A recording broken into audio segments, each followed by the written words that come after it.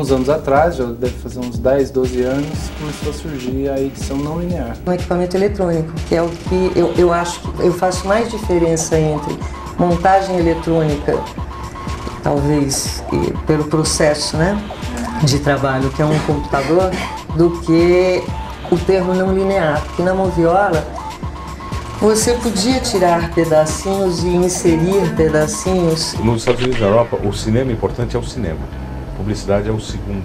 No Brasil, é o contrário. Então, quem trouxe a tecnologia digital para o Brasil foi a publicidade. Foram surgindo vários modelos, tudo isso foi facilitando e hoje é uma tecnologia difundida já. Da hora que a gente teve a possibilidade de trabalhar com a não linearidade da edição, a gente trabalhou.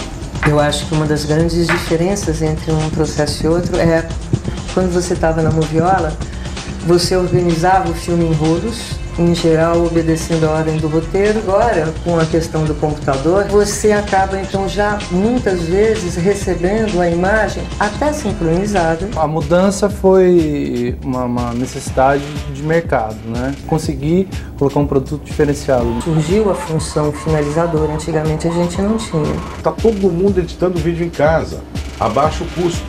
Entendeu? Então está altamente democratizado. Hoje em dia, eu raramente tenho um assistente trabalhando junto comigo. Esses equipamentos facilitam a captação e a mesma coisa na edição. Muita coisa que é feita hoje em filmes publicitários, em produções, não seriam possíveis se fossem só linear.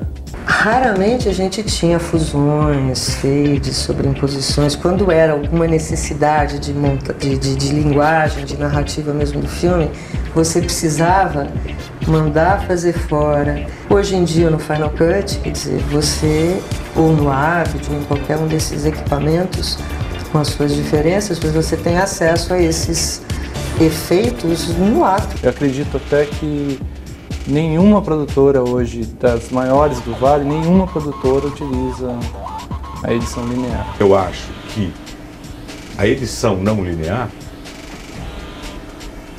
foi um avanço mais significativo do que a própria imagem digital vai ser. À primeira vista é muito mais barato, vamos fazer, mas no final, cinema é cinema, isso é televisão. Nada impede que a gente faça. Indo na sua necessidade. Para comercial, isso é o futuro. Aqui no Vale, daí a maioria das produtoras, os principais trabalhos utilizam Betacam SP. Algumas produtoras estão começando a utilizar o DVCam, mas assim seria um segundo equipamento. Você comprar um VT beta, um VT digital, um VT DVCam, que substitua um VT beta com a mesma qualidade, com a mesma robustez, com tudo, é um VT muito mais caro que o beta. Aqui, ó, aqui não tem nada, tá vendo? Eu faço um filme aqui para televisão e ponho na TV.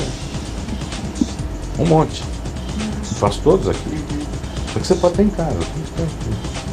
Muitas pessoas pensam, pô, eu vou comprar uma câmera mini DV, vou comprar uma placa Pinnacle, vou pegar o computador do meu filho e vou fazer cinema. Vai. Você não vai fazer cinema com a qualidade do 35, que isso é cinema digital. Esse tipo de tecnologia também não só democratizou o Final Cut, o processo de edição, mas ele democratizou a própria realização de qualquer filme. Você vê quantos filmes estão sendo feitos, muitos documentários. Por exemplo, O Prisioneiro da Grade de Ferro, que eu trabalhei na edição junto com Paulo Sacramento e a direção de Paulo Sacramento. Ele não teria sido possível de se fazer do jeito que fez se não fosse essa tecnologia. Quando vocês estão comprando uma maquinetinha pequenininha aqui de mini DV e vocês estão fazendo uma fita numa resolução igual a beta. Só não estão fazendo uma resolução igualzinho a beta porque o seu sistema óptico da maquineta não é tão sofisticado, porque tem que custar 600 mangos. Você faz produções de cinema, mas as produções de cinema no Brasil, 98% não vai para o cinema comercial. Isso todo mundo sabe. Então você vai fazer um cinema para passar no Festival de Gramado, no Festival de Curta. Para isso ir para a tela tem que ter qualidade de película. Aí a câmera não vai custar mais $4 mil que uma mini DV. Vai custar $180 mil, que é uma HDCam. Você não vai poder ter uma placa Pinnacle e um Windows Media para rodar na sua ilha de pós-produção. Você vai ter que ter uma ilha de pós-produção de 4, 5 milhões de dólares que a gente tem lá. O problema não é fazer o filme, o problema é exibir o filme. Aí que tá, o problema de todos os realizadores é exatamente esse. O problema não é filmar. O problema é exibir. Exibir e receber. É a possibilidade de você se expressar no audiovisual, com imagem e com som, que está mais acessível a qualquer um. Quanto mais pessoas fizerem, com certeza, mais pessoas ficam na fila para exibir. Eu estou falando de cinema, não de publicidade. De publicidade, quanto mais gente fizer, mais baixo o preço, que é o que está acontecendo hoje. Então, a democratização que eu acho desses equipamentos baratos, eu acho que vai viabilizar muito a parte de cinema, mas não para o cinema comercial. É o que todo mundo quer, mas não é o que existe.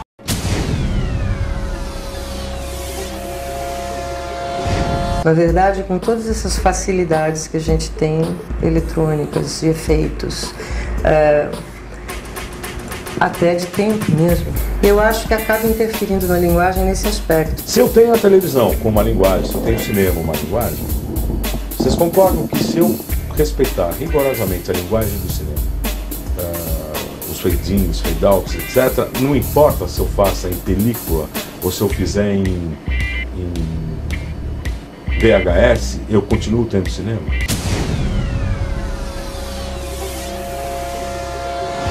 Quando eu estou falando em digital, eu estou falando o seguinte: eu não tenho mais uma imagem, eu tenho uma informação. Eu tenho um código binário de uns e zeros, eu só preciso ter a informação. Tá certo? Então o que acontece? Eu já passo a ter suportes muito mais estáveis, com muito mais qualidade, sem perda nenhuma. O cinema digital hoje não tem as características, não tem a profundidade de campo, não tem a colorimetria igual a que uma película pode ter. Porém, você pega um filme, um filme de um laboratório, você passa numa sala, numa tela de cinema. Então, quer dizer, a segunda projeção é pior do que a primeira, a terceira é pior do que a segunda, a quarta e assim sucessivamente. No cinema digital não, você passa isso 1 milhão de vezes com a mesma qualidade. O cinema digital que a gente sonha é aquele onde eu consigo reproduzir a mesma qualidade que eu tenho num fotograma de 35 minutos num processo eletrônico. Estamos longe disso. Para essa parte de comercialização, como a luz está baixa, você não sabe se o problema é da sala, da luz ou do projetor, é mais viável você usar uma mídia mais barata ou em digital para essa parte de comercialização. Você percebe a diferença do vídeo e do comercial em vídeo, comercial em TV, na TV, pela qualidade dos detalhes que são visíveis no filme, porque o resto é igualzinho. Agora, para a televisão, vou ser honesto para vocês, não faz tanta diferença ser vídeo ou cinema. Não faz tanta, porque a tela é pequena. A televisão, o comercial divide com o instante que você liga para a mãe, divide com o instante que você manda o cachorro sair da frente. O comercial está disputando com isso, o cinema não.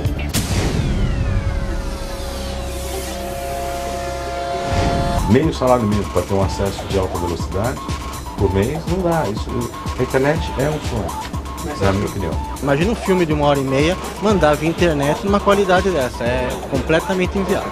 Um vídeo, por exemplo, esse vídeo, eu tenho um comercial de 30 segundos. Se eu colocar ele numa qualidade máxima, que eu vou passar ele para beta, que ele vai ser exibido na TV, ele tem um tamanho, o tamanho dele é muito grande.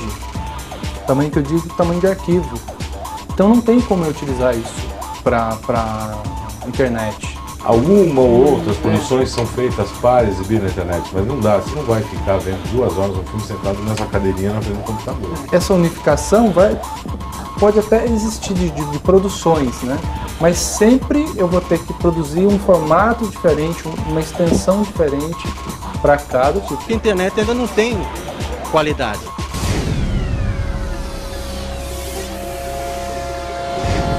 estima-se que menos de 1% de todo o movimento publicitário brasileiro é destinado para cinema. Todo o movimento que se faz no sentido de se facilitar o acesso das agências de propaganda e o acesso dos clientes ao mercado, quer dizer, ao cinema, a propaganda em cinema é bem-vinda. E o digital vem quer dizer, exatamente suprir essa necessidade. O cinema digital, como é uma coisa cara, não foi concebido só para filme. Um projetor digital hoje, que só tem 2 fabricantes no mundo, que é a Christie e a Barco, custa $180 mil, $150 mil.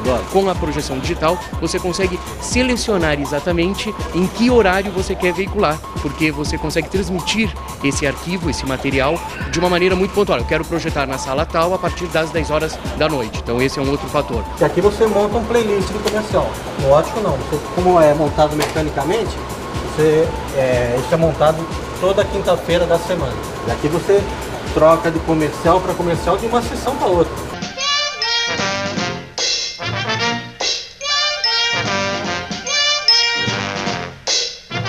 Então as salas de cinema digitais são preparadas para eventos, coisa que nós já fizemos nas nossas salas. Exemplo, nós fizemos a transmissão da Copa do Mundo, que o Brasil até ganhou o jogo, né? Ao vivo em HDTV para Rio e São Paulo, é um evento. Nós estamos tentando trazer a Fórmula 1 para todo domingo de manhã, ao vivo nas salas digitais em HDTV. Imagina uma corrida dessa em áudio 5.1 dentro de uma sala de cinema, é muito legal. O maior investimento publicitário do mercado brasileiro é com o segmento de varejo. E o cinema nunca foi usado pelo varejo como meio. No momento que você tem um cinema digital, você barateia esses custos, você pode trazer o varejo para dentro do cinema, veiculando dentro do cinema, dizendo assim, você está aí assistindo o seu filme, assista seu filme, coma a sua pipoca, fique tranquilo, etc. Só que ao sair daqui, você passa na Casas Bahia, no Ponto Frio, na Arapuã, na Colômbia, enfim, quer dizer, onde for, e você está falando com a comunidade. Ou seja, o cinema digital, do seu ponto de vista publicitário, resgata o papel do cinema como meio de comunicação publicitária. A gente usa as nossas salas para dar palestras. Você coloca um PowerPoint no projetor, você enche a tela. Esse projetor ele aceita qualquer tipo de mídia para você colocar na tela. E o cinema de uns 20 anos para cá, ele perdeu essa característica, ele passou a ser um veículo somente de entretenimento, ele perdeu um pouco essa questão da informação. Então nada mais justo do que você, no momento que tem salas com projeção digital, resgatar esse papel do cinema como informação. Isso já está virando uma realidade no Brasil, que já tem algumas salas que faz a publicidade dentro da sala. O que o cinema digital, o que a projeção digital de propaganda traz é que ela barateia, então ela facilita o acesso das agências de propaganda a esse mercado que ele é muito pequeno.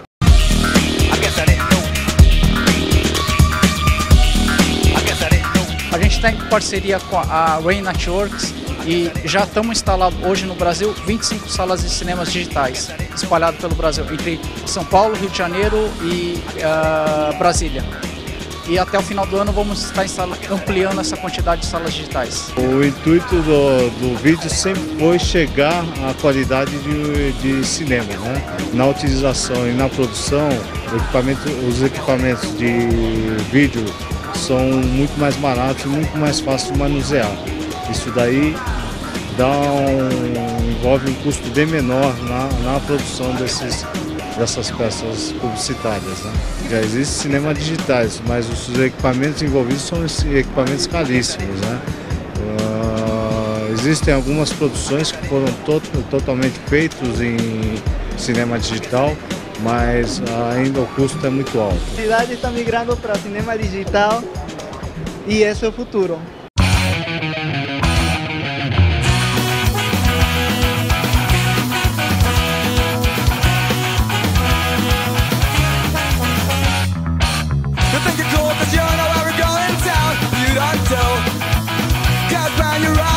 You don't look your way. You got all the tradition and the jolly airport way. And now you're busy to watch for the ugly girl you know. You think girls like that will ruin your style, 'cause a perfect guy like you needs something more. You're so cool, you're so cool. You got everything a girl desires. You're so cool, you're so cool. Put a puppet, but you can't go far.